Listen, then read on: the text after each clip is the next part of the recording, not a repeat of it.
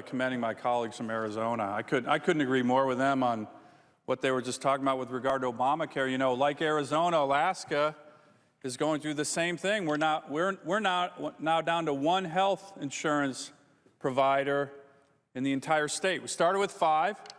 We're now down to 1 for the entire state of Alaska. And similar to Arizona, our premiums are going through the roof, deductibles.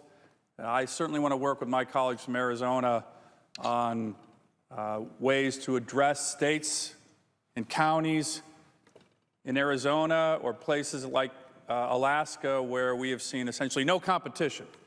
So we certainly want to focus on that as well. I also want to commend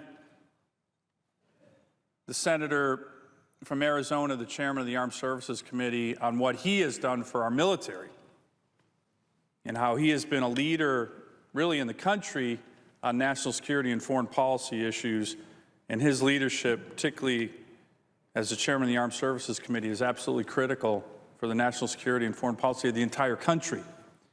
And Mr. President, I wanted to talk a little bit about, coming back from our work session. Most of us were home for the last 6 weeks.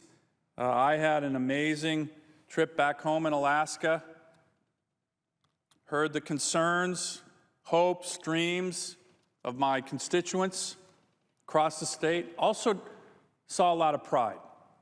And one reason I saw a lot of pride is that we have pride in our military forces that serve in the great state of Alaska. Thousands and thousands of active duty and reserve forces, more veterans per capita than any other state in the country.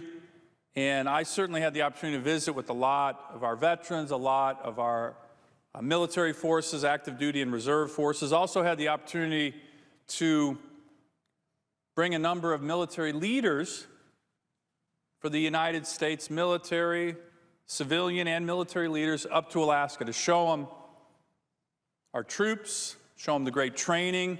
This was the Commandant of the Marine Corps, the Commandant of the Coast Guard, the Secretary of the Army, the head of missile defense, the new combatant commander in charge of NORTHCOM. So we had a number of military officers visiting Alaska and got to see a lot of our troops, not only Alaska troops, Iowa National Guard troops, Hawaii troops, all training up in the great state of Alaska. And Mr. President, you know that our troops are doing amazing work, not just the training in different bases throughout the country, but really keeping us safe throughout the world, risking their lives in combat throughout the world. And I certainly don't have to mention to this body the number of troops we have deployed all over the world, keeping us safe in combat, risking their lives. And I mention this, I mentioned the pride that Americans have in their military because it's really important to understand what just happened on the Senate floor about 20 minutes ago. What just happened? Because sometimes it's hard to figure out the process. What did we just vote on?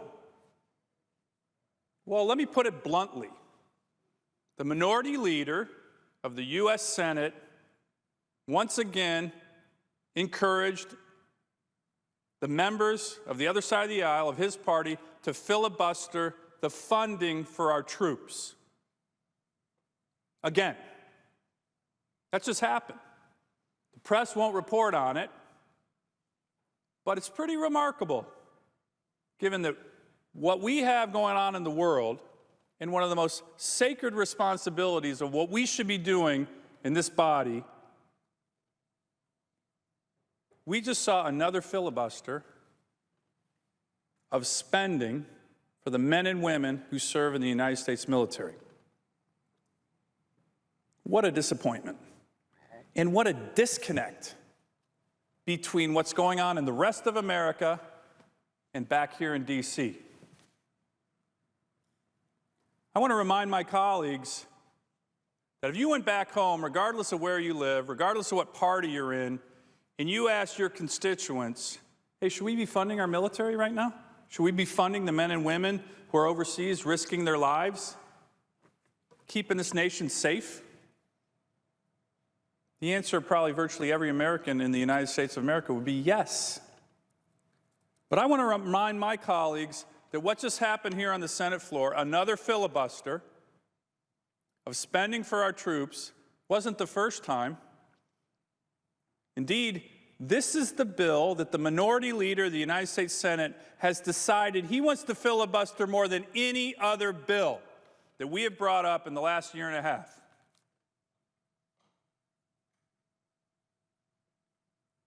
This evening's vote was the 6th time that the minority leader of the United States Senate has led a filibuster against funding for our troops. He wasn't satisfied to do it 1 time, or 2 times, or 3 times, or 4 times, or 5 times. 6 times.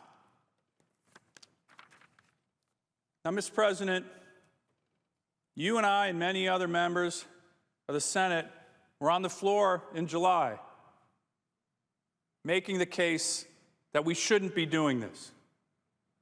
I mean the Senate, that the Senate should be focused on funding our troops.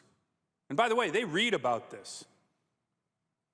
For those who think that the members of the military don't understand what's going on, that one party consistently denies them funding, nobody understands that. That's not true. The troops know what's going on. And we were down here, like many other members of the Senate, encouraging our colleagues to support the troops, to stop the filibuster. This is what our troops want. This is what the American people want. And this is what the Senate of the United States of America should be doing, supporting our troops, not denying them funding. And I know my colleagues and I will continue to fight for this funding and fight these misguided attempts by the minority leader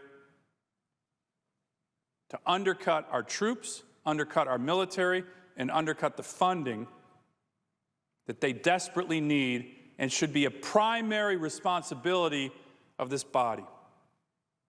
I yield the floor.